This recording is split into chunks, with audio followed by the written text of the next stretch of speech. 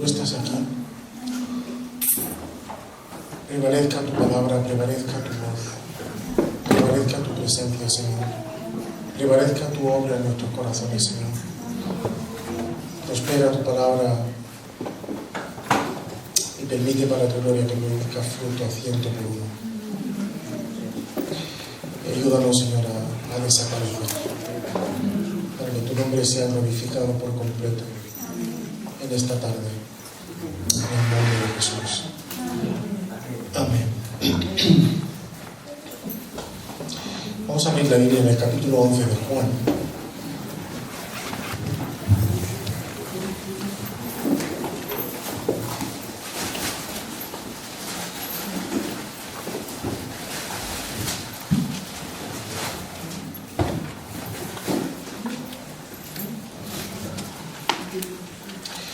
Y vamos a ver lo que Jesús dice. Lo que Jesús dice hoy. Capítulo 11 de Juan, versículos 38 a 44. Dice: entonces Jesús, de nuevo, profundamente conmovido en su interior, fue al sepulcro, en una cueva, y tenía una piedra puesta sobre ella. Jesús dijo: quitad la piedra. Marta, hermana del que había muerto, le dijo: Señor, ya hiede, porque hace 4 días que murió.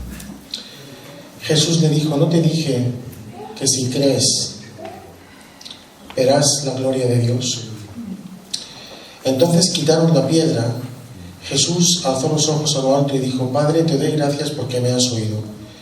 Yo sabía que siempre me oyes, pero lo dije por causa de la multitud que me rodea, para que crean que tú me has enviado. Habiendo dicho esto, gritó con fuerte voz: Lázaro, ven fuera. Y el que había estado muerto salió, los pies y las manos atados con vendas y el rostro envuelto en un sudario.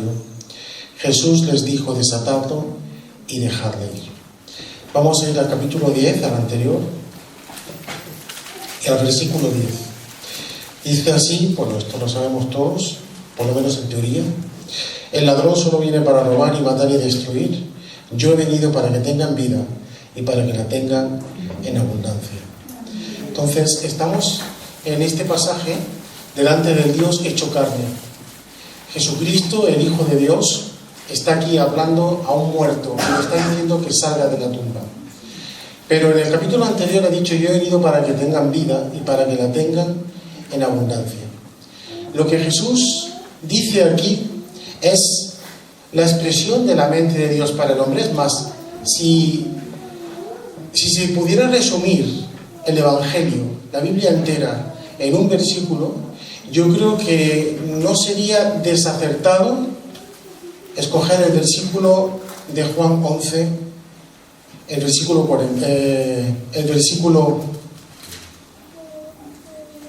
44. Desatadlo y dejadle ir. El que había muerto salió, los pies y las manos atados con vendas y el rostro envuelto en un sudario. Jesús les dijo: desatadlo y dejadle ir. Así que todo lo que Juan está escribiendo aquí ha pasado 60 años antes de que él, cuando lo escribe, ya han pasado 60 años desde la resurrección de Lázaro. Y tú puedes ver la palabra de Dios como un conjunto de dichos y de hechos del Señor Jesús y volverte un teólogo, o puedes interpretar la palabra de Dios como algo que te está hablando a ti en este momento, aquí y ahora. Así que no hay nada más maravilloso para empezar esta reunión que lo que ha introducido el pastor cuando ha dicho: Jesús dijo, pero Jesús dice. Porque Él es la palabra viva, Él es el verbo hecho carne. Y esta palabra, si tú lees lo que dice el autor de Hebreos en el capítulo 4, versículo 12, que la palabra de Dios es viva y eficaz y más poderosa, más afilada que toda espada de doble filo. Esto quiere decir que Jesús hoy obra y opera como operaba entonces, exactamente igual. Es el mismo Dios hecho carne, trayendo una revelación a nuestras vidas en el siglo XXI. Dios es insondable, es inescrutable, su sabiduría no la puede abarcar la mente humana. ¿Cuántos de vosotros habéis empezado a cambiar el discurso cuando predicáis el Evangelio? Y ya no es que yo invité a Jesús a venir a mi corazón, sino más bien es que Dios me invitó a su corazón. No que yo acepté a Jesucristo. No, es que Jesucristo me aceptó a mí. Conforme vamos creciendo en la revelación de la palabra de Dios a nuestras vidas, vamos cambiando nuestro discurso. Porque Dios sigue hablando hoy. Y yo no sé si tú te has parado a pensar en este momento que este pasaje de la resurrección de Lázaro es absolutamente pertinente en este día. La forma de predicar de esta tarde podría ser, y de hecho lo es en muchos círculos, criticada porque, bueno, pues hay quien cree que no se puede interpretar la palabra de Dios como si fuera una alegoría a todo lo que dice. Pero yo sinceramente creo que si yo traigo esta palabra, o si yo entiendo que esta palabra es para este día, entonces aquí no puede que el mensaje sea alegórico, pero es real y es pertinente para nuestras vidas hoy. Hay una profundidad en lo que Dios tiene para nosotros en este día, que por eso esta palabra que el Señor tiene cuando saca a un muerto que ya llevaba 4 días muerto, o sea, no era cualquier cosa, es pertinente para nuestras vidas hoy. Va mucho más allá de lo que Juan quiere decir o quiere hacer, porque si lees el Evangelio de Juan en su totalidad, te vas a ir dando cuenta de que todo el tiempo es recurrente la expresión de en aquel día, en aquel día, en aquel día. Y ese día del que habla el evangelista, el apóstol, indica que no te puedes centrar en este pasaje como si fuera algo que pertenece básicamente al pasado, sino que tiene una enseñanza profunda para nuestras vidas hoy, en pleno siglo XXI. Por eso, de verdad que ha sido una bendición escuchar al pastor decir esto de Jesús dice. Jesús dice. Así que esto fue escrito para nosotros. ¿Cuántos creen que este versículo 44 fue escrito para mí, fue escrito para ti? Amén. Así que cuando miramos al pasado, leemos descripciones de hechos que tuvieron lugar, que ya acontecieron, milagros que Jesús hizo, y si nos quedamos en eso, nos quedamos con la cáscara, con la parte externa. Vemos sencillamente con los ojos naturales las cosas que Jesús hacía. Y esto, dentro de los círculos religiosos, puede ser peligroso, porque podemos convertir a Dios a alguien que traemos como hacen muchos teólogos. Es decir, piensan que Dios pues es alguien que se puede diseccionar y del que se puede aprender como si uno estuviera por encima del objeto del estudio. Pero el problema es que Dios es más grande de todo lo que nosotros podamos estudiar. Y necesitamos la eternidad entera para conocerle. Entonces no vamos a ir a la palabra de Dios como teólogos, sino más bien como ignorantes. No sabemos nada. Es que no sabemos nada. Es que yo, después de 33 años, digo, no sé nada. Es como si cada vez supiera menos. O más bien es porque la dimensión, la profundidad, la altura, la anchura del amor de este Dios es tan sublime que de repente dices, pero si yo me creía que sabía algo y no sé nada. Si necesito la eternidad entera para llegar a conocerle. Lo que Jesús hizo y lo que Jesús dijo en los días de su carne es para ti y es para mí en los días de nuestra carne. Por eso Juan 11 es pertinente, porque hoy es el día del Espíritu Santo. Y no solamente del versículo 44 del capítulo 11 de Juan, sino de toda la Biblia. Las cosas que se escribieron, dice el apóstol Pablo en Romanos 15, se escribieron para nuestra enseñanza.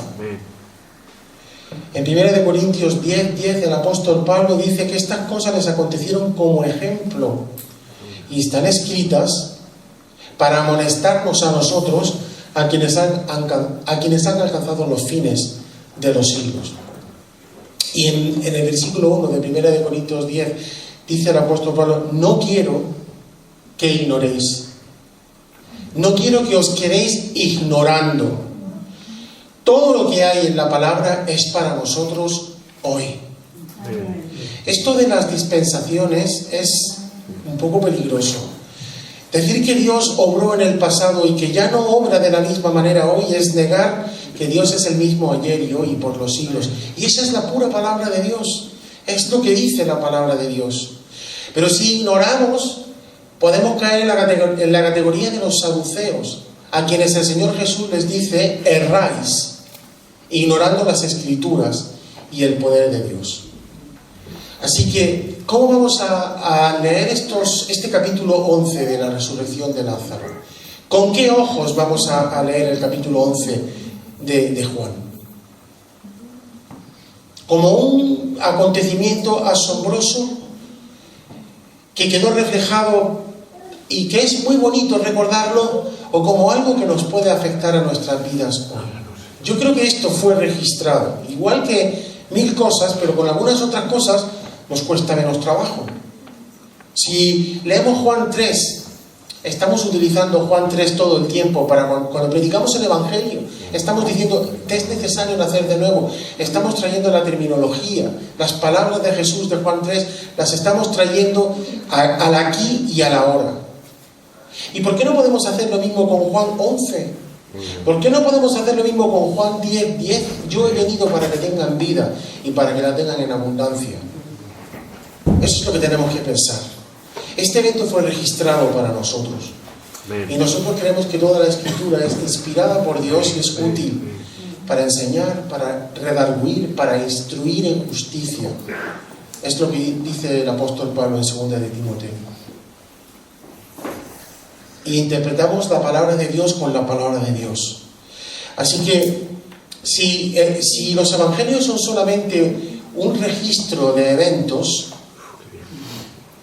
no vamos a ver el significado que el Señor tiene detrás de cada uno de esos eventos. Y el Señor quiere que miremos mucho más allá de la cáscara, de lo externo. Cuando Lázaro sale de la tumba, ¿cómo sale? Manos atadas, pies atados y el rostro cubierto con un sudario. Pero Jesús ha dicho en Juan 10:10 que Él ha venido para que tengamos vida y vida en abundancia. Luego está claro que la vida en abundancia que Jesús está prometiendo a los que le siguen en Juan 10:10 no es la vida limitada de Lázaro cuando sale atado de pies y de manos y la cabeza envuelta en un sudario. Y es vida, porque evidentemente ha salido de la muerte, pero es vida limitada. Es vida de resurrección, pero es vida limitada. La cabeza envuelta en un sudario. ¿Te imaginas cómo salió? Tuvo que salir dando saltos a trompicones. El Señor le tuvo que decir a los suyos: desatadle y dejadle ir. Porque no podía moverse, porque no podía andar, y posiblemente no oliera muy bien tampoco. Y esto es un cuadro perfecto de muchos cristianos hoy día, cristianos con una mente envuelta en un sudario, cristianos con las manos atadas y cristianos con los pies atados, cristianos con vidas limitadas. Vamos a ir al capítulo 12, porque esto es una progresión, y vamos a leer del 1 al 4.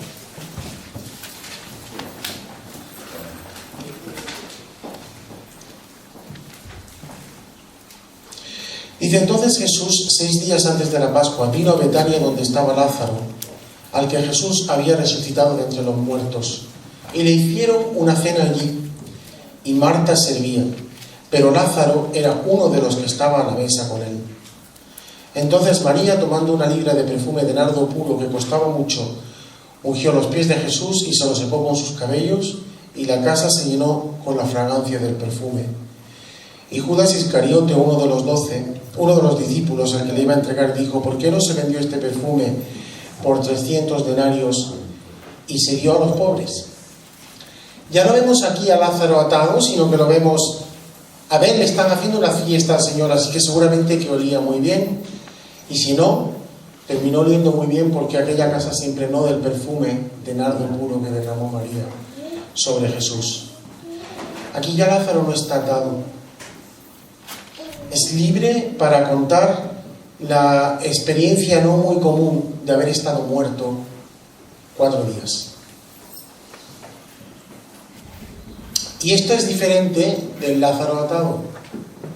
Este es el Lázaro fértil. El Lázaro que lleva mucho fruto. Dice que gran multitud de los judíos supieron que entonces que él estaba allí y vinieron no solamente por causa de Jesús, sino también para ver a Lázaro, a quien había resucitado de los muertos. Esto está describiendo algo del pasado, pero está describiendo algo tremendamente presente. Pero los principales sacerdotes acordaron dar muerte también a Lázaro, porque a causa de él muchos de los judíos se apartaban y creían en Jesús. Los religiosos hoy no desean tu bien, como tampoco deseaban el bien de Jesús. Van a desear tu muerte. La religión va a desear tu muerte. La religión organizada va a desear tu muerte.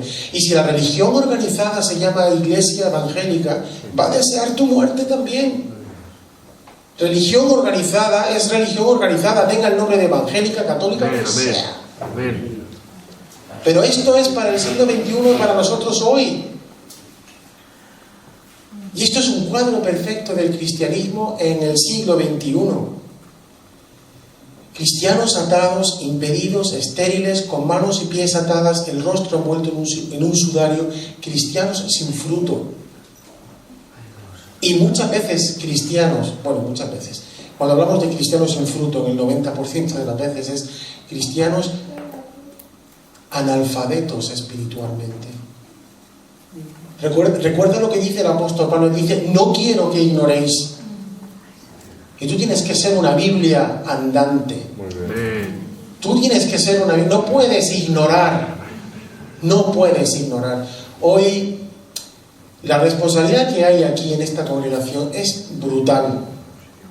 Porque cuando alguien sube aquí y desaparece cada domingo, y tú recibes maná del cielo, ¿tú crees que Dios no va a pedirte cuentas de ese maná que Él te está dando? Porque Él te da el maná para que tú des fruto, para que lleves mucho fruto, no para que sigas en tus ataduras del sepulcro. Pero hay cristianos que tienen más contacto con el sepulcro que contacto con la vida, que es Jesús. Ahora, si tú tomas este episodio de Juan 11:44 y te lo llevas a las epístolas y compruebas todo lo que las epístolas hablan sobre llevar fruto, sobre ser responsable espiritualmente, puede que vayas entendiendo las cosas un poquito mejor. De hecho, ese es uno de los grandes propósitos de las epístolas escritas por los apóstoles. Que podamos pasar de tener vida limitada, con las manos atadas, a tener la vida abundante del Señor. Pero no se trata solamente de soltar las manos, porque si tus manos se desatan, podrás hacer cosas con las manos, pero te vas a herir las manos porque vas a estar tropezando y cayendo al suelo todo el tiempo si los pies siguen atados. Progresar espiritualmente no es vivir con las manos sueltas y los pies atados. Eso es una incongruencia. O es como ponerlo así, o eres libre o no eres libre.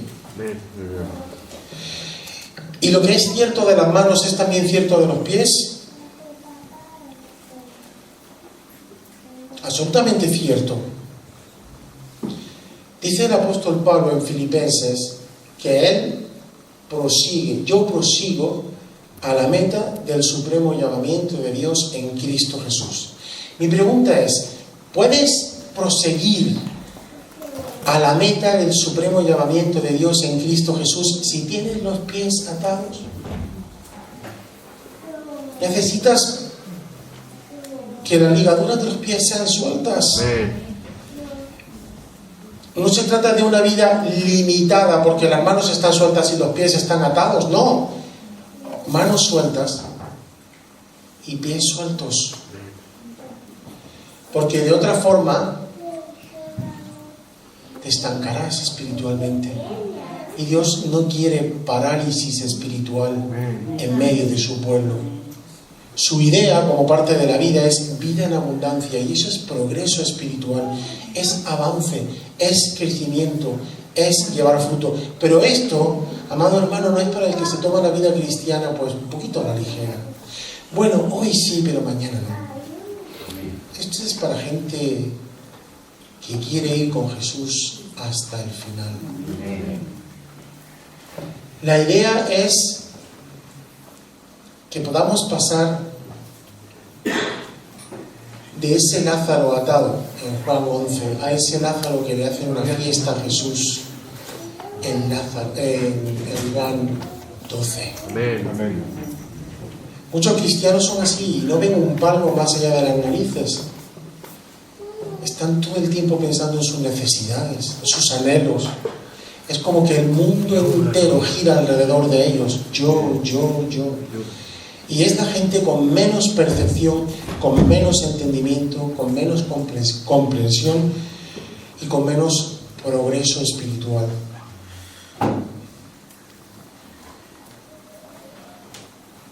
Desatadle y dejadle ir, dice el Señor en Juan 11:44.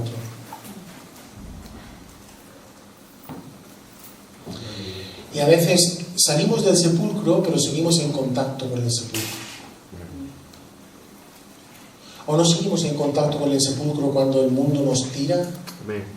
Cuando empezamos a prestarle un poquito de atención más a este mundo del que dice el apóstol Pablo en Gálatas 6:14, por quien en Cristo, por el cual el mundo me es crucificado a mí y yo al mundo. ¿Cuántas ataduras hay? Porque la gente tiene puesta la mirada en el mundo como si el mundo tuviera algo que ofrecer para que podamos crecer espiritualmente. Amén. Pero tenemos que llegar a las epístolas en el Nuevo Testamento, no quedarnos en contacto con el sepulcro, porque hay tal explosión de libertad y de vida en las epístolas. Vamos a ir a 1 de Corintios, capítulo 1, versículo 1. Pablo se dirige a los corintios como iglesia de Dios, la iglesia de Dios que está en Corinto. Les dice, los santificados en Cristo Jesús, llamados a ser santos. Una cosa es ser llamado a ser santo y otra cosa es ser santo. Y si tú te quedas a medio camino, te quedas en el llamado, pero no te quedas en el realmente llegar a ser santo, pues entonces tienes un problema de falta de progreso espiritual. Pablo se dirige a los corintios como los santificados en Cristo Jesús, llamados a ser santos, y conforme va avanzando el capítulo, describe a unos cristianos que como poco están atados, están limitados por la vida natural. De hecho, esa es la palabra que el apóstol Pablo utiliza cuando se dirige, cuando habla en esta epístola del hombre natural. Dice, el hombre natural no percibe las cosas que son del Espíritu de Dios. Yo hace años esto lo habría interpretado como, bueno, esto es lo que Scofield decía, que el hombre natural no es nacido de nuevo. Pero yo me pregunto, ¿por qué el Espíritu Santo habla aquí, precisamente en 1 de Corintios, del hombre natural, si en 1 de Corintios 1:1 está hablando de los santificados? Porque si el hombre natural no puede percibir las cosas del Espíritu de Dios, esto es pura limitación. Y conforme avanzas en el texto, te vas dando cuenta de que está describiendo a cristianos que viven como gente del mundo. Su comportamiento y su vida es espantosa. Su conducta, bueno, no vamos a entrar en detalle, porque dice la palabra que ni siquiera hablemos de lo que hacen en secreto. Y eso hace alusión a lo que hace la gente del mundo. Pero en este caso lo que hacían los cristianos de Corinto era espantosa. Su conducta era terrible. Unos querían llevar a nosotros a los tribunales humanos. Y el mensaje es, el Evangelio es desatadle y dejadle ir. ¿Lo pillamos o no lo pillamos esto? Es este nivel de vida espiritual que tienen los corintios la razón por la que Cristo murió en la cruz. La vida abundante que Jesús promete en Juan 10:10, sin ataduras, ¿es la vida de estos corintios? No, y por eso Pablo escribe esta epístola y les tiene que dar la caña de España. Cristianos liberados, desatados, preparados para la vida y para la vida en abundancia de Juan 10:10. Todavía no lo vemos en Corintios. Pero si seguimos avanzando y llegamos a Gálatas,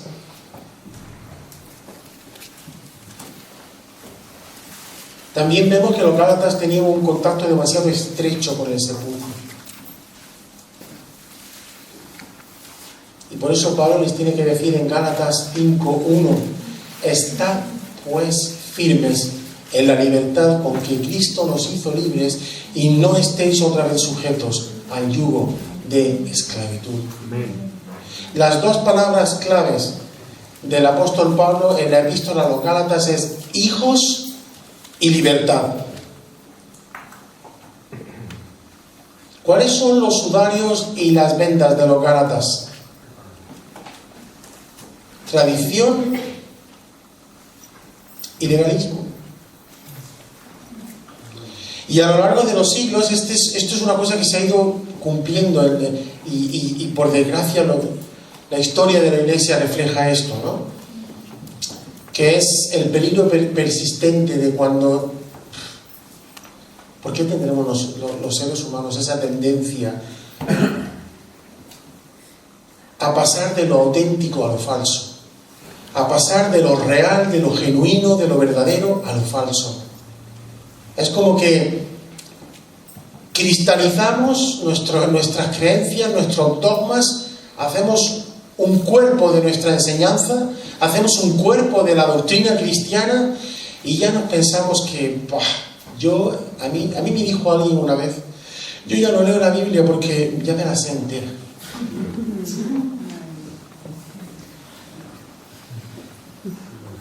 Pero esto es lo que sucede por todas partes. Muchos cristianos hacen un sistema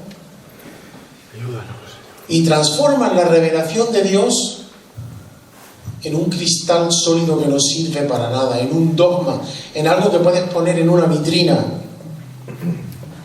pero que no tiene vida. Y son, por desgracia, los que más te van a hablar, te van a dar la pastoral y te van a hablar de conducta cristiana.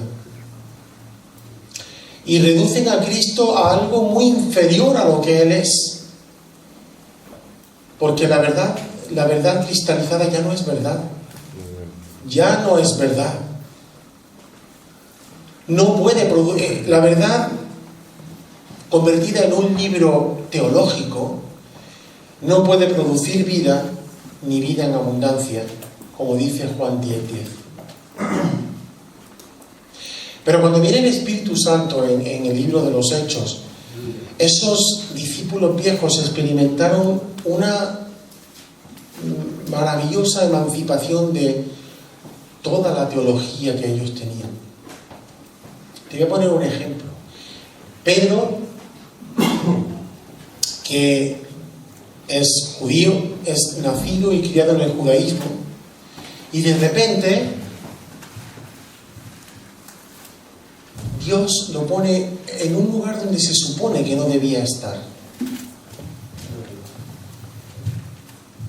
¿Cómo puede Dios ponerte en un lugar donde se supone que tú no debes estar, si en realidad Dios te pone donde tienes que estar? Si te dejas poner por Dios, Dios te va a poner donde tienes que estar. Amén.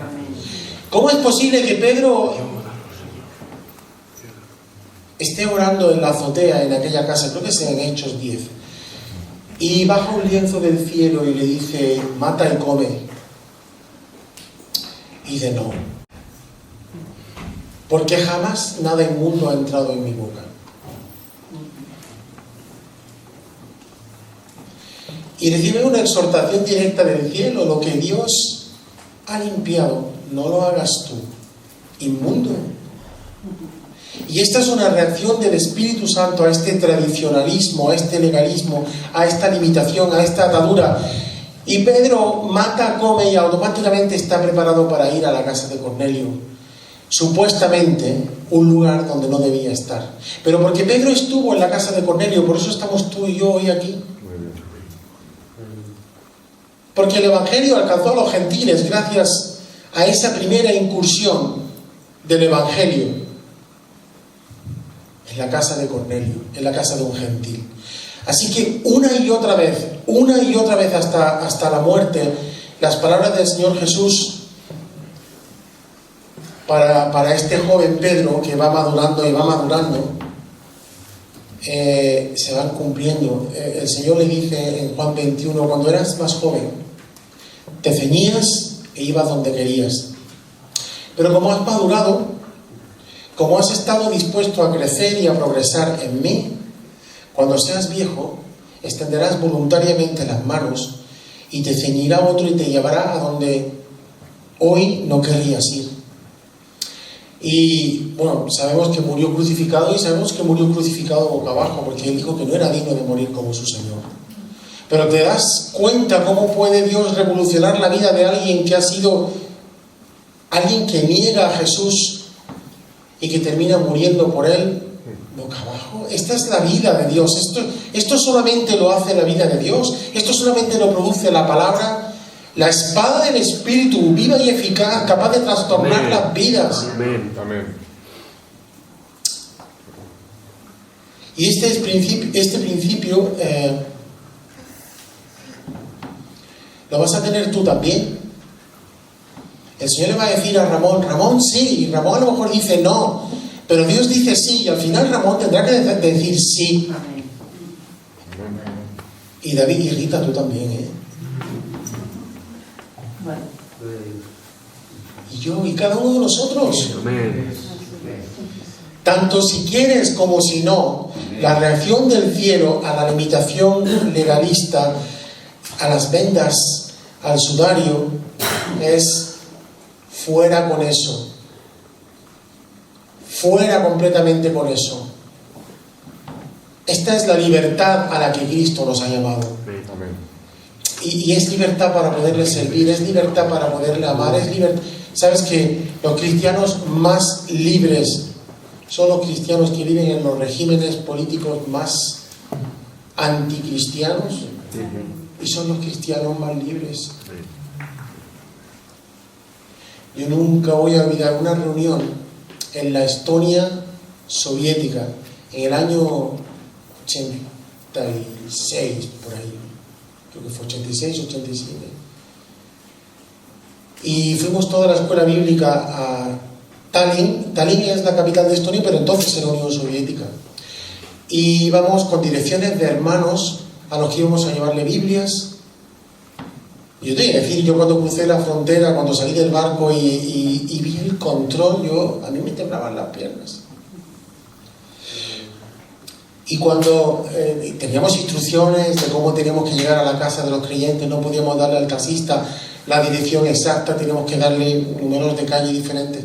Y recuerdo que llegamos a aquella casa y salió una chica, y cuando supo que éramos cristianos, que veníamos de Finlandia, se volvió loca y nos metió en la parte de atrás de la casa. Bajamos al sótano y había una reunión de la iglesia ahí, pero alabando a Dios y sirviendo a Dios. Los más libres son ellos, son los que sufren mayor persecución.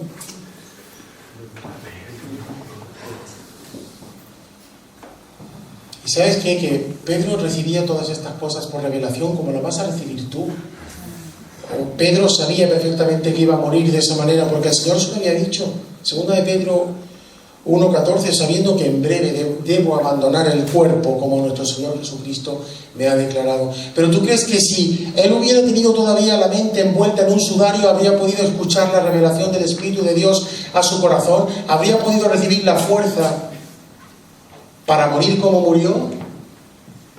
Y ojo, que Pedro es tremendamente vilipendiado en círculos cristianos porque negó al Señor y fue terrible. Pero ¿qué podemos decir nosotros si Jesús vino y se dedicó a estar con él a solas para restaurarlo? Y para hacerlo un hombre que estuvo dispuesto a morir por él. Muchos de los que hoy vilipendian a Pedro posiblemente no estarían dispuestos a morir por Cristo. Así que, ¿sabes qué? Yo quiero ser ceñido por el Espíritu de Dios y ser llevado por el Espíritu de Dios donde Él me quiera llevar. Pero para eso necesito que mi sudario sea quitado, mis ataduras sean quitadas, que pueda andar con libertad para poder enfrentarme a todo lo que Dios tenga para mí en esta vida. Así que tenemos que desatarnos para un conocimiento espiritual completo. Y quiero terminar saltando a Efesios. Si sales de Corinto con las manos desatadas, de Galacia con los pies soltados para andar en el Espíritu y para permanecer firme en la libertad del Señor, entonces ahora llegas al sudario. Y Efesios tiene que ver con el sudario que envuelve la cabeza. Mira cómo empieza Pablo escribiendo la epístola a los Efesios: doblo mis rodillas ante el Padre de Gloria para que os conceda recibir espíritu de sabiduría, de revelación en el conocimiento de Él, para que los ojos de vuestro entendimiento, de vuestro corazón, sean alumbrados, para que podáis conocer la esperanza de su llamamiento, las riquezas de su herencia en los santos, la excelente grandeza de su poder hacia nosotros los que creemos, para que conozcáis. Y sabes que no sé si es gracias a tanta basura evangélica que hay dando vueltas en el espacio sideral, que aquellos que se jactan de mayor conocimiento, para mí son los que menos saben. No tienen ni idea, no conocen al Señor. No conocen, tienen un mensaje, saben qué decir en cada momento. Son incapaces de hacer oraciones no aprendidas de memoria.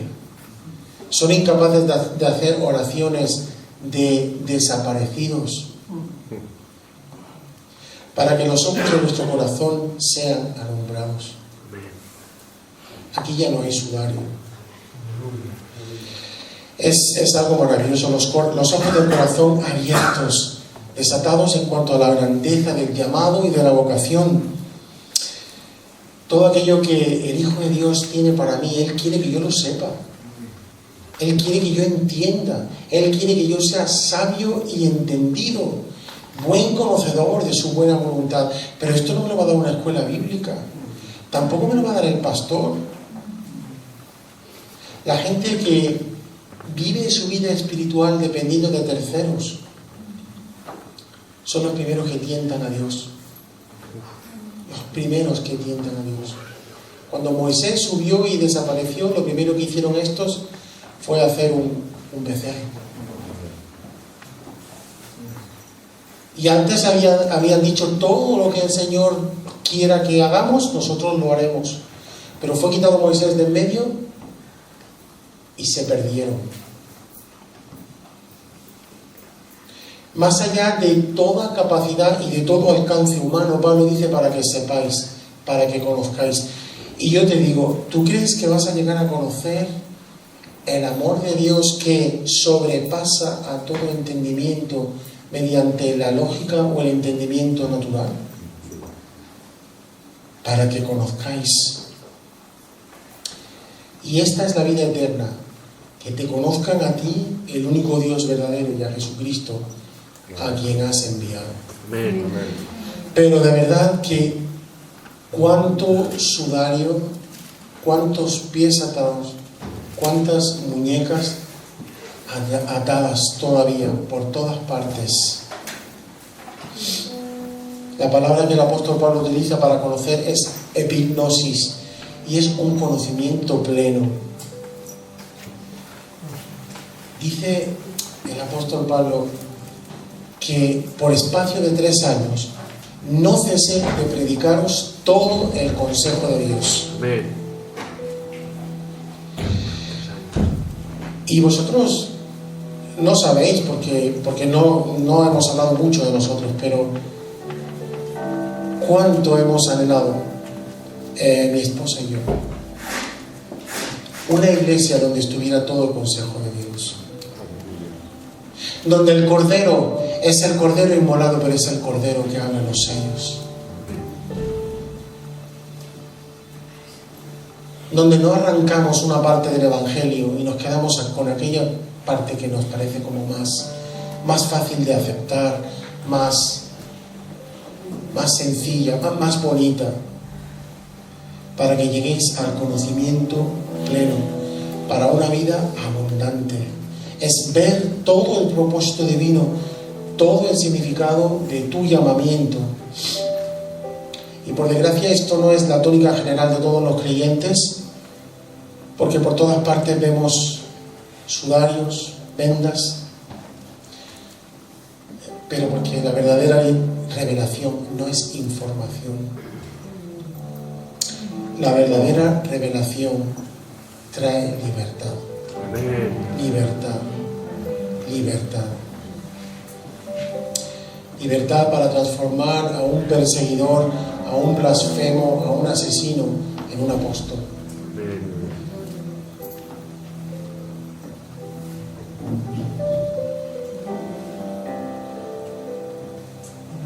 Juan 11:44. Desatadme y dejad de ir. Juan 10:10. Yo he venido para que tengan vida y vida en abundancia. Aleluya. Aquí y ahora. Amén.